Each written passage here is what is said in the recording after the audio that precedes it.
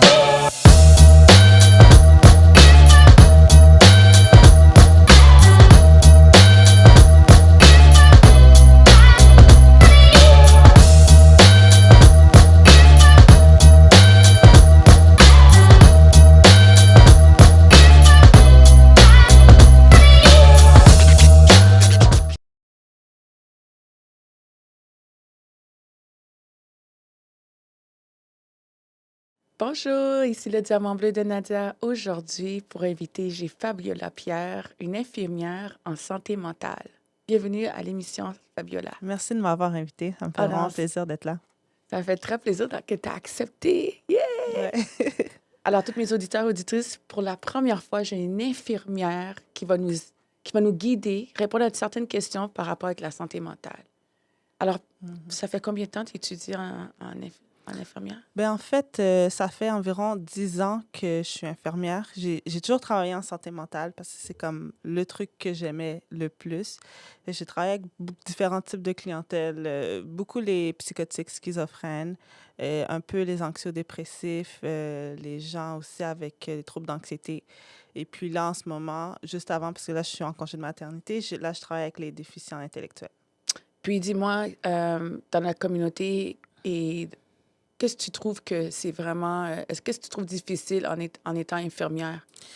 Ce que je trouve difficile, en fait, c'est surtout de les faire adhérer à... Parce que au niveau de la culture, des fois, ça vient comme en conflit, des fois, avec le traitement, tu sais, les croyances ou, tu sais, nous, la santé mentale dans notre communauté, la communauté haïtienne, surtout, c'est très stigmatisé, c'est très tabou. Donc, des fois, c'est difficile de faire accepter que la personne a une maladie. Des fois, c'est même les proches qui ont de la difficulté à accepter que la personne va avoir besoin d'un suivi, avoir besoin de traitement.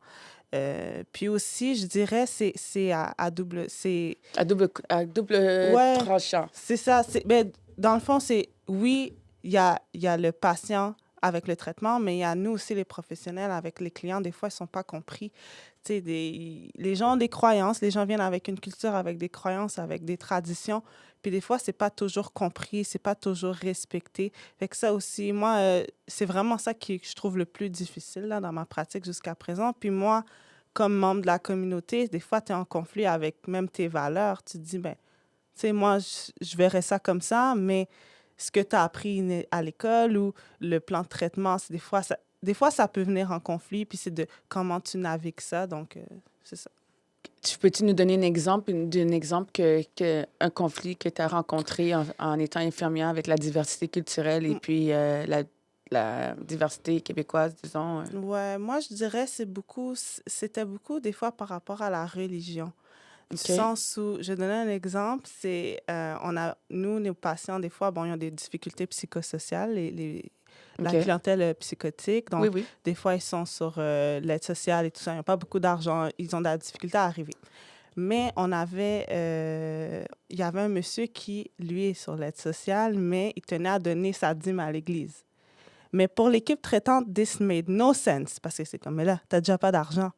Pourquoi? Tu sais, mais ça, il tenait à donner le peu qu'il avait, je pense que c'est quoi, c'est 10% en tout cas. Ou peut-être qu'il donnait un peu moins, mais il tenait à le donner. Mais c'est, tu sais, on comprend que, OK, tu as comme à peine de l'argent pour faire ton épicerie, comme, why would you do that? Mais en même temps, c'est important pour lui, c'est dans sa culture. Puis en même temps, l'Église, pour lui, c'est un réseau social, c'est une Exactement. communauté.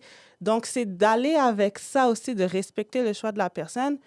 Puis, tu sais, je suis comme, mais écoute, c'est ce qu'il veut, donc on n'a pas le choix de dealer. Fait que c'est des affaires comme ça, des fois, que t'entends l'équipe qui est comme, ça fait pas de sens, mais pour la personne, it makes sense. Puis tu sais, il y a comme des affinités culturelles que toi, tu es plus en mesure de comprendre que le reste de l'équipe, dans le fond. Fait que c'est ça. Est-ce que tu dirais que toi, en tant qu'infirmière, puis disons avec la communauté haïtienne, d'origine haïtienne, qu'est-ce que tu trouves, c'est quoi les conflits que tu retrouves, l'acceptance, comme, est-ce qu'ils acceptent le fait que, disons, toi, est-ce que tu as déjà arrivé que tu es allé voir une famille haïtienne ou une famille de différentes cultures, puis tu leur dis, écoute, votre enfant, il souffre de la schizophrénie. Qu'est-ce que tu dirais, comment ils ont pris la nouvelle? Parce que je peux te dire que on s'entend que la communauté, ils ne comprennent pas un peu un enfant qui est en psychose ou un enfant qui est en crise ou à la misère de s'accepter ou il est anxieux. Qu'est-ce qu'on fait quand on est dans une situation comme ça? Parce qu'on s'entend que dernièrement, quand on a écouté les nouvelles, la maman haïtienne, elle appelle la police pour avoir de l'aide pour son enfant. Mhm. Elle appelle la police, puis la police arrive sur place. Elle dit à la mère, restez dans la maison. La mère, elle dit, OK, je vais rester dans la maison, mais s'il vous plaît, aidez mon fils. Elle ferme la porte, et puis elle attend boum, boum. Mhm. Son fils se fait tirer. Mhm. Est-ce que tu penses que cette madame-là va appeler le 911 puis elle va appeler tu sais, le système paramédic encore pour avoir cherché de l'aide parce qu'il vient de tuer son enfant devant ses yeux? Ouais. Tu comprends ce que je veux Ouais, dire? ouais. Là, maintenant, elle vient vivre avec des problèmes de santé mentale parce qu'elle a peur elle fait plus confiance à la police Mhm. ou n'importe quoi. Mhm. Alors, qu'est-ce qu'on fait dans une situation comme ça? Parce qu'on s'entend qu'ils n'ont pas assez de... Ils n'ont pas compris que la personne était en crise, était en psychose après une pandémie. Ils ont juste tiré sans même parler avec le jeune homme. Mais tu sais, par rapport à cette situation-là, moi, je pense que le problème, c'est justement comme, tu sais, la santé mentale, ça englobe, oui, les professionnels, mais tu sais, si on tirait, ça doit être les policiers, tu sais. C'est les policiers qui ont C'est ça, tiré. c'est tous les gens qui travaillent dans la communauté doivent être outillés pour intervenir auprès de ce genre de clientèle-là ou avoir des outils.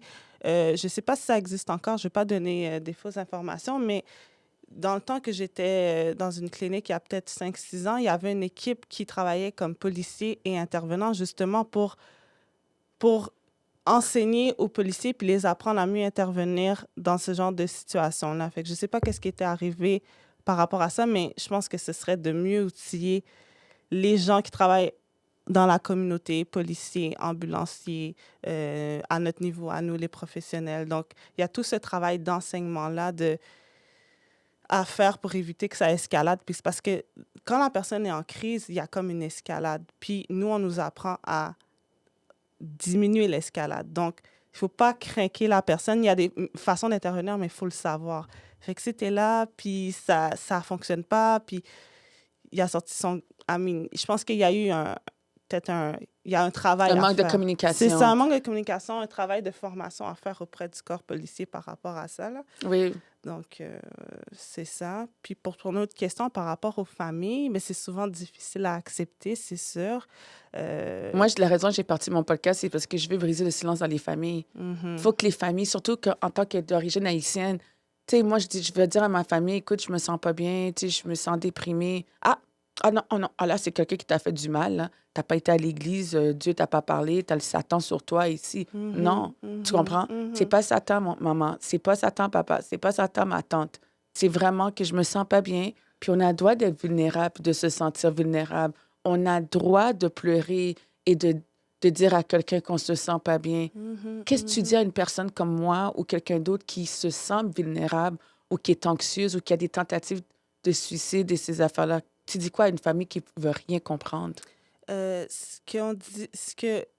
je l'avais entendu d'un médecin résident au début de ma pratique, puis ça m'avait frappé. C'est qu'il disait, tu sais, la famille était comme, non, j'ai pas besoin de meds, I don't need meds, j'ai pas besoin de traitement. Dieu, on prie, on va emmener dans un jeûne, il va être correct. Mais le gars a dit, c'est correct, mais un n'empêche pas l'autre.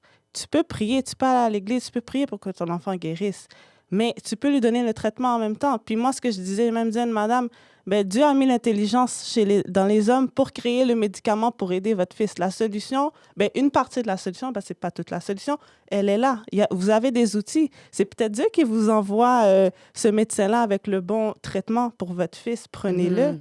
Fait que c'est ça, c'est d'essayer de leur faire comprendre que c'est pas parce que tu es chrétien ou que tu crois que tu peux pas être vulnérable, qu'il peut pas t'arriver des choses. Il peut arriver, mais il faut aller chercher l'aide. L'aide, elle est là. Et c'est dommage parce qu'il y a beaucoup de familles dans la communauté qui ne veulent pas accepter de l'aide. Ils préfèrent garder l'enfant enfermé dans la chambre ou fermer leur personne dans la chambre puis juste oublier que l'enfant a des problèmes. Mais là, quand l'enfant va tuer quelqu'un dehors, ou bien l'enfant, elle pète les plombs parce qu'il s'est inventé une histoire dans la tête, ou bien il y a quelque chose qui s'est inventé dans la tête, bien, il n'a pas pris ses médicaments. Il est suicidaire. Ouais. Et la mère a dit, non, pas besoin de prendre médicaments. Tu n'as pas besoin de prendre la médication. You don't need to take those medications. But the kid needs the medication. It does, yeah. So what are we going to do to help that child? Comment on va faire pour aider cet enfant qui a besoin de prendre ses médicaments? It's okay de dire on veut aider puis changer nos valeurs et changer. Parce que en tant que chrétienne, moi, je suis chrétienne. Mais ça ne veut pas dire que parce que je suis chrétienne, je vais refuser ce que le docteur m'a dit. Exactement. Il faut que j'accepte l'aide. Il faut que j'apprends à accepter l'aide. Et c'est ça que j'ai dû faire. Puis je me suis relevée avec les réseaux sociaux, puis écouter ce que les médecins me disaient. Mais toi, en tant qu'infirmière, je vois que tu veux aider la communauté, puis je vois que tu as parti ton livre. Alors, qu'est-ce qui t'a donné l'idée d'écrire ton livre et de partir ton livre? Ben en fait, tu sais, on est une nouvelle génération de parents.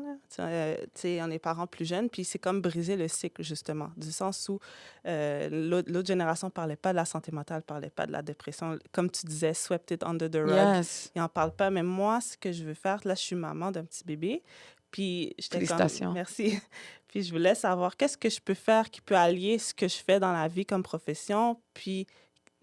Tu sais, le fait que je sois nouvelle maman, la parentalité, fait que j'ai décidé de faire un livre qui explique aux jeunes enfants, là, c'est peut-être niveau 4 ans à 6 ans, qui explique la santé mentale.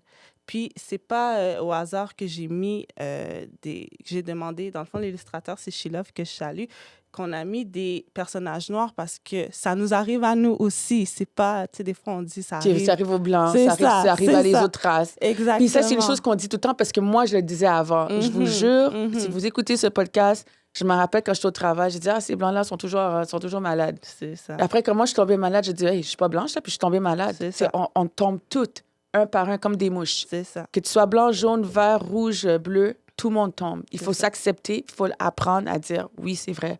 We could fall down. Fait que c'est dans cette optique-là que j'ai écrit ce livre-là. C'est « Est-ce que maman m'aime toujours? La dépression expliquée aux enfants ». Donc, ça explique vraiment simplement. C'est pas un livre qui est très long. Simplement, c'est quoi la dépression? Puis la perception de l'enfant que son parent vit la dépression. On voit un peu, j'essaie un peu de me mettre dans les yeux de l'enfant, puis de voir comment le parent allait lui expliquer qu'est-ce qui est arrivé à sa maman. Donc, c'est ça. Et puis, le livre est disponible sur Amazon. Juste taper le titre « Est-ce que maman m'aime toujours? » Puis, j'ai un IG, un Instagram, Fabi Publication avec un S, Fabi Y Publication avec un S, puis une page Facebook du même nom, Fabi Publication. Fait que c'est ça. Bon, félicitations pour ton livre. Félicitations. C'est bien que tu as décidé comme ça d'écrire. Moi, quand Shilov m'a parlé de toi, j'étais comme, oh my God, I gotta meet that woman. Puis là, mon associé Jerry m'a dit, Nadia, on va faire un meeting, J'ai dit, oh my God, amazing. Ouais. C'est tellement fun de voir que tu fais partie de la communauté, tu es infirmière, tu veux aider la communauté, puis pour briser le silence, puis parler de la santé mentale, parce que c'est vraiment un sujet, puis il faut que les gens comprennent, puis je vous le dis, puis je le répète, les hommes, autant que les hommes, autant que les femmes, on a toutes passé à travers. Peut-être que vous ne pensez pas que vous avez passé à travers, mais on a toutes passé. Quand on a des épuisements, on a la misère à se réveiller le matin. On décide de juste boire du café. Des fois, le café, ça crée l'insomnie. Les médicaments, ça va créer d'autres choses. Il faut savoir être capable de voir des signes. Parce que notre subconscient parle, c'est de la négativité qui sort de notre subconscient. Puis, dans la communauté, je veux savoir si j'ai raison. Est-ce que ça se peut qu'il y ait beaucoup d'Haïtiens qui sont très susceptibles? Tu sais, si disons que je vais te dire, Fabiola, je te dis, j'ai vu, tu m'as regardé tout croche, là. Tu m'as regardé tout croche. Mais pour de vrai, tu m'as jamais regardé tout croche. Ça s'appelle quoi, ça? Ou bien, cette fille-là me check, mais yo, je sais qu'elle me check, mais t'as jamais checké le gars? Là? Ouais. Ça s'appelle comment, ça? Ben, moi, ce que je vois par rapport à ce que tu expliques, c'est plus comme la méfiance, mais j'ai l'impression que c'est plus ça va plus loin. C'est comme, tu sais, nous, les Noirs, on est toujours un peu sur la défensive. Le système nous oppresse. Tu sais, la police, le logement. Fait que je pense que c'est juste une réaction un mécanisme de défense, en fait. C'est que les gens sont toujours sur leur garde, sont toujours sur la défensive. Je pourrais pas nécessairement le lier directement à une problématique de santé mentale. Des fois, oui. Oui, des fois. Des fois, oui, comme Parce que moi, j'avais rencontré un gars qui était schizophrène, puis il disait que il avait vu que j'avais des pouvoirs, puis que j'allais le sauter dessus. Puis là, j'ai dit, je sais pas où est-ce que tu vois ce que... Est-ce que tu comprends? Mais dans une situation comme ça, je peux pas lui dire, « Hey, si t'es ça, non. Faut que je gère la situation. Ah, t'as vu que j'allais te sauter dessus? Oh, shoot, OK. » Rendu à cet extrême-là, on appelle ça comme ta méfiance, l'hypervigilance, fait que la personne voit le danger partout. Là, c'est quand c'est rendu à l'extrême, là. Mais moi, ce que je voulais dire, c'est comme de façon générale, je trouve qu'on est un peuple qui est méfiant parce qu'on voit, on a l'impression d'être, tout le monde nous en veut, puis on est toujours sur nos gardes. Ça, c'est comme, je le vois comme le mécanisme de défense. Mais ce que t'explique la personne, c'est vraiment, je pense, c'est ça. C'est un symptôme de sa maladie, là, que là, il est comme méfiant, il est sûr que tout le monde lui en veut, puis qu'il voit des signes partout. Tu sais, il y en a qui s'inventent des fois des histoires, puis ils vont dire d'autres choses. Exemple, il va dire, parce que tu as mis ta chaîne en or, c'est parce que tu veux faire tel... Tu comprends? Oui. Ça va loin, là, tu sais... ou parce que les murs sont en noir, c'est parce que... C'est vraiment comme, ils prennent un élément, puis ils l'extrapolent, puis ça leur occasionne beaucoup d'anxiété, puis c'est ça, fait qu'ils sont comme hyper vigilants, très méfiants. Mais ça, c'est un symptôme, de la schizophrénie, ou... OK. Ça peut être un symptôme de la schizophrénie. Puis si quelqu'un se parle toute seule, ou des affaires comme ça, qu'est-ce que ça veut dire pour vous? Ça aussi, ça peut être un symptôme, on dit symptôme positif de la schizophrénie ou d'un trouble psychotique. Fait que quand la personne se parle tout seule, des fois, c'est parce qu'elle entend des voix. Ah ouais. Des fois, j'en ai eu des patients, they have full-on conversations. Ils ont des conversations avec la voix qui est dans leur tête. Fait que tu vas les voir, ils vont se parler tout seuls. Puis après ça, ils vont répondre. La voix leur pose une question, ils vont répondre et tout. Fait que des fois, c'est ça. C'est lié à des gens qui ont des troubles psychotiques, la schizophrénie. Mais il y a des gens aussi, que les gens seraient peut-être étonnés de savoir ça, mais il y a des gens qui entendent des voix, mais qui sont très fonctionnels. Exactement. Puis tu vas jamais nécessairement savoir. Ils ont des mécanismes pour un peu le cacher, mais dans les faits, ils entendent des voix, mais ils arrivent à fonctionner. Quand on parle de schizophrénie, trouble psychotique, là, il y a plus un bris de fonctionnement. Ils ont plus de difficultés à fonctionner. Ils ont d'autres symptômes aussi. Mais il y a des gens qui entendent des voix. Comme il y avait je me souviens plus du nom du livre, là, mais c'était un cardiologue, je pense, qui entendait des voix, mais il opérait, il était médecin. Wow. Puis il opérait, il fonctionnait, là. Fait qu'il y en a qui entendent des voix. It could be positive for those people, and ça peut être positif pour une personne, puis ça peut être négatif pour une autre personne, right? Ouais, ben il y en a qui arrivent à fonctionner malgré les voix, ça je veux dire. Puis il y en a d'autres que, bon, ça brise un peu leur fonctionnement. Fait que c'est là que des fois, ils vont être hospitalisés ou ils ont besoin d'un suivi pour calmer un peu les voix. Il y en a que les voix leur commandent des choses, leur disent ça devient dangereux parce que tu n'as plus le contrôle sur toi-même parce que c'est comme la voix qui te dit « OK, va frapper telle personne » ou « Ah, fais-toi du mal ». Tu sais, ça, il y a besoin d'un traitement justement pour soit enlever la voix ou la diminuer ou...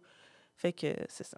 Et qu'est-ce que tu dirais à mes auditeurs, auditrices, des personnes qui sont en ce moment qui sont anxieuses ou des mamans en ce moment qui sont en dépression ou des jeunes qui sont suicidaires? Qu'est-ce que tu leur conseillerais à ces personnes-là en ce moment? Mais d'aller chercher l'aide, vraiment d'aller chercher de l'aide puis de ne pas rester tout seul. Comme, tu sais, ce que tu dis, c'est tellement important de briser le silence, c'est ça, c'est de ne pas rester tout seul, de dire qu'on a besoin d'aide, d'en parler. Puis c'est ça, de s'entourer. Tu sais, je sais que c'est une richesse là, d'avoir des gens autour de soi qui nous comprennent. C'est pas tout le monde, mais d'aller chercher des ressources, de vraiment pas rester, dans le fond, de pas rester seul avec le problème. Je pense que c'est ça le plus important, là. Si les gens doivent retenir quelque chose, c'est de pas rester avec le problème. C'est vraiment d'aller en parler. Moi, je peux vous dire, en tant que personne qui a passé à travers la dépression, puis qui passe à travers beaucoup de choses en ce moment, ayant une jeune fille à la maison qui a des problèmes de santé mentale, je trouve ça tellement difficile. Puis, I won't lie, ça me drain. Puis, je suis une maman aussi. Puis, à chaque jour, c'est une bataille pour moi. Et puis, je trouve que les systèmes ne nous aident pas beaucoup du tout parce qu'on s'entend que moi, depuis 3 ans, 4 ans que je demande de l'aide pour la petite. Quand je vous dis qu'elle a des problèmes, elle a vraiment des problèmes. Puis, c'est juste cette année qu'ils ont décidé d'envoyer quelqu'un. Mais comme tu disais, Fabiola, excuse-moi, c'est qu'ils envoient une personne d'une différente culture qui ne comprend pas que l'enfant. Alors, l'enfant, elle fait du bruit dans l'autobus, elle frappe des enfants, elle crache sur le chauffeur et tout. Puis, la travailleuse sociale, elle dit... Ah, ben, je pense que vous devrez lui acheter un iPad pour qu'elle rentre dans l'autobus pour pas qu'elle fasse ça encore. Alors, votre solution à vous, c'est d'acheter un iPad pour l'enfant pour pas qu'elle crache, pour pas qu'elle frappe une personne. Tu viens de me drainer encore plus, là. Parce que c'est comme si je donne un bonbon à un enfant parce qu'il a frappé quelqu'un d'autre. Tu comprends ce que je veux dire? Alors, dans une situation comme ça, comment tu veux que moi, je réagisse? Non, c'est sûr. Je pense que, tu sais, c'est ça. Parce que ça arrive des fois, justement, les professionnels proposent des choses, ils vivent pas. Tu sais, l'expert de la situation, là, c'est toi. Tu sais, c'est pas... Tu sais, nous, on est là pour apporter du input et tout, de cheminer, mais la personne qui le vit, la personne qui est avec la personne 24/7, c'est toi, tu es la personne qui la connaît le mieux.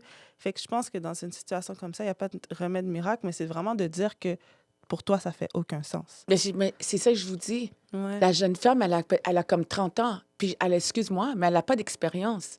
Tu me dis d'aller acheter un iPad à un enfant qui vient me cracher dessus puis qui a volé un professeur, sa sacoche et tout. Crée-moi, je vais prendre l'iPad, je vais te l'envoyer sur toi aussi, là. Est-ce que tu comprends? So, I'm trying to figure out comment on va trouver de l'aide pour une personne comme moi ou pour un petit enfant qui a besoin d'aide de santé mentale. Parce que la maman est en train de tomber à terre. Moi, disons que je suis la tati ou la tante ou je sais pas. Puis l'enfant, elle se fait pas comprendre. Déjà, on a un problème de communication. C'est ça. Alors, déjà que le problème de communication est établi, l'enfant fait juste crier quand il veut quelque chose ou bien il veut frapper, elle frappe ou bien elle fait ses affaires. Puis là, tu as l'autre personne qui est négative. Puis là, tu sais plus comment gérer la situation. Tu fais quoi? Tu sais, je veux dire, est-ce qu'on a d'autres appeler 911 puis dire, OK, venez chercher l'enfant? Je sais pas, je te pose une question comme ça. Ben, c'est vraiment dur de répondre à la question parce que, tu sais, j'ai pas tous les éléments pour, tu sais, vraiment mieux répondre à ta question. Ça va rester vague, mais c'est ça. Moi, ce que j'accroche, c'est le fait que, comme, les deux parties se comprennent pas parce que si elle amène ça comme solution, elle n'a pas répondu aux besoins. Exactement. Fait que déjà là, on a un problème parce que là, vous êtes comme, mais non, ça va pas marcher. Puis, il faut que la personne, puis, tu sais, je parle à moi aussi, il faut qu'on soit capable d'être puis de dire, OK, oui, je suis le professionnel, mais là, elle me dit que ça marche pas. So, je dois trouver quelque chose d'autre. Puis oui, ça arrive, tu sais, des fois, les parents sont à bout de souffle, puis ils appellent le 911, mais c'est sûr que bon, si ça, c'est quand la personne est en crise, ils vont la ramener à l'hôpital, puis après ça, le cycle recommence du sens où, bon, là, ils se penchent sur le dossier, puis ils vont donner congé à la personne. C'est sûr que, bon, si la personne sent que ça escalade, puis elle n'a plus d'autres solutions, des fois, bon, si elle est agressive, on ne peut pas contrôler, c'est la solution, là, c'est d'appeler le 911 dans les cas extrêmes. Mais moi, j'accroche vraiment sur le fait que, comme, il y a un problème au niveau de la communication, puis c'est dans l'intervention en santé mentale, la communication, si tu n'en as pas, là, tu peux pas avancer du tout. Non, tu peux pas. Tu peux pas avancer parce que, écoute, je lui ai dit, pourquoi tu as dit à la madame que je t'ai pas donné de lunch? Ben parce que je voulais un lunch. OK. Mais pourquoi tu as dit à la madame que je commande de la nourriture juste le soir pour moi, puis toi, tu manges pas? Parce que je veux te faire chier. Hé, l'enfant a 8 ans, puis elle te dit ça. Tu vas faire quoi, toi, en tant que maman, en tant que parent, en tant que tutrice? Tu fais quoi? Tu réponds à quoi à ça? Parce que là, tu te poses des questions, tu ne sais pas comment agir avec un enfant qui a des problèmes de santé mentale. Imagine pour un adulte. Ouais. Et là, tu veux aider, tu sais, on est comme, oh, shoot, how do I get help? Tu comprends ce que je veux dire? Ouais. C'est difficile déjà. Puis je trouve que c'est tellement difficile de parler avec des personnes de ça parce que tout le monde, quand tu leur parles, puis tu dis, ah, l'enfant a fait ci, ah, peut-être c'est au même qui problème là. Ouais, c'est plate, ça. Déjà tu es crucifié par du monde. Là. Le monde t'envoie des flèches. Là, tu es comme, OK, tu sais quoi, Nadia? Ferme ta bouche, reste dans ton coin, dis plus rien à personne parce que c'est facile à juger sans savoir qu'est-ce que tu vis. Tu comprends? Mets-toi dans ton verre, là, puis mets-toi dans mes souliers, essaie de comprendre ce que je vis. C'est ça. Moi, quand je vois une amie à moi qui me dit « Life is over for me » ou bien si je vais aller parler à cette personne-là, je vais dire « Écoute, j'ai passé à travers, je sais comment tu te sens, tu as besoin de quelqu'un pour parler. » Je suis là, comprends? En tout cas, c'est difficile.